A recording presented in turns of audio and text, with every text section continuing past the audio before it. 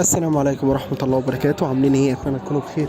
معاكم اسلام زايد، والنهارده هيكون معانا احلى تجربة عملناها كانت في مدينة اسوان. المكان اللي احنا هنتكلم عليه النهارده ده اسمه المدينة الشبابية في اسوان. المدينة الشبابية في اسوان. بصراحة انا كنت في المدينة دي، انا كنت مبسوط بيها جدا. كانت تجربة انا يعني كانت جميلة، وكان كل حاجة فيها حلوة، سواء كان من الخدمة، الاسلوب التعامل، الاكل، كل حاجة كانت ممتازة بصراحة. طبعا هو بالنسبه للمدينه متاح فيها حجز غرف، لو في اي حد عنده اي استفسار او اي معلومات ممكن يتواصل معايا. اتمنى باذن الله ان شاء الله كده الفيديو يعجبكم، وما تنسوش تتابعوا عروض رحلات اسلام زايد سواء كانت على اليوتيوب او على الفيسبوك. ولو في اي كومنت او في اي حاجه بالنسبه للمكان او اي استفسار اخر ممكن تكتبوا لي في الكومنتات. طبعا ما تنسوش اللايك والشير للفيديو وعمل السبسكرايب بالقناه، وشكرا جدا لكم.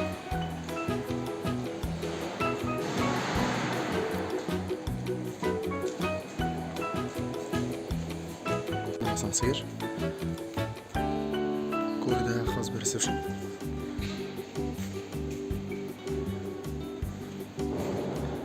بعد كده المكان هنا ده اللي بيكون فيه صالة الطعام وفيه الحمامات بالنسبة للرجال والسيدات، وده الناس السكر اللي احنا اتعرفنا عليهم صح ليه.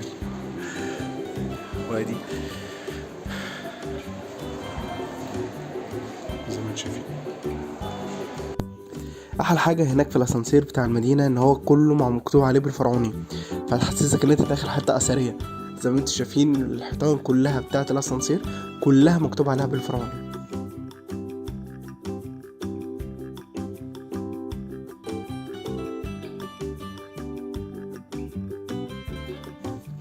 دي القاعة الخاصة بالفي اي بي او كبار الزوار اللي بيكونوا موجودين هنا في المدينة. بصراحة حاجة فخمة قوي، يعني الأوضة فيها كل حاجة زي ما انتم شايفين، فيها التلفزيون وفيها تلاجة وفيها طبعا حمام خاص بالأوضة. حاجة في منتهى الجمال زي ما انتم شايفين كده، النظافة بتاعت المكان.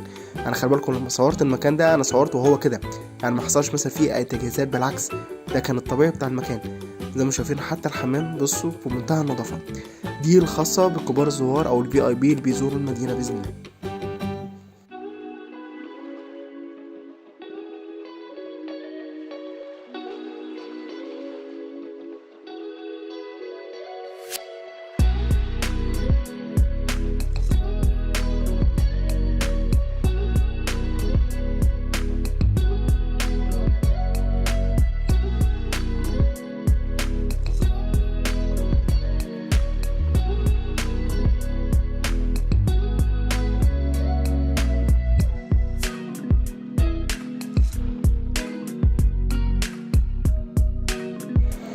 احنا دلوقتي كده المفروض هنخش الاوضه الموجود هنا في مبيت الشباب.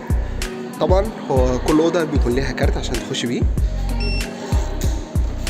اول ما بنخش. تمام. طبعا في المكان هنا الخاص بالكهرباء علشان تقدر تشغل الكهرباء بتاعت الاوضه.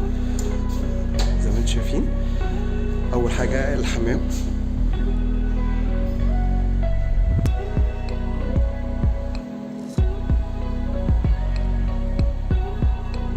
شايفين حاجة نضيفة قوي.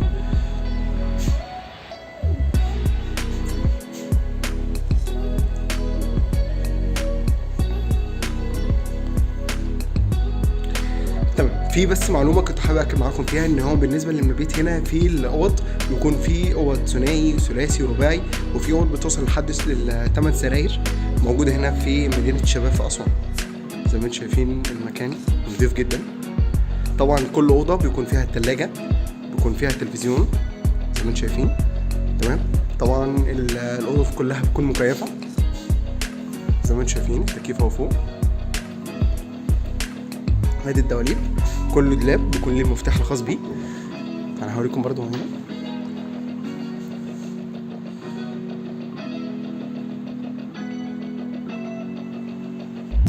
زي ما انتم شايفين ده الدولاب، ده الفيو اللي هو لو انت بتطل على الاستاد.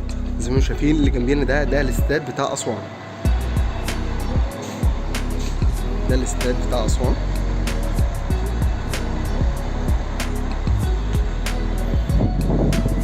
بصوا الطريق اللي قدامكم ده الطريق الرئيسي، يعني انت لو حابين مثلا تركبوا من اي حاجه هنا، اي اتوبيس، لو عايزين تروح مثلا السوق التجاري، محطه مصر، اي عربيه من هنا بثواني بتكون هناك. ولو عايز تركب اي حاجه من هناك برضو سهله، اللي انت بتيجي هنا المدينه كل ما في الامر بس بتقول لهم ان انت بتدور على حاجه مثلا اللي هي رايحه الاستاد او مدينه الشباب. زي ما انتم شايفين طبعا البلكونه مكانها كبيره جدا بالنسبه للقعده، وادي منظر الاوضه عامه.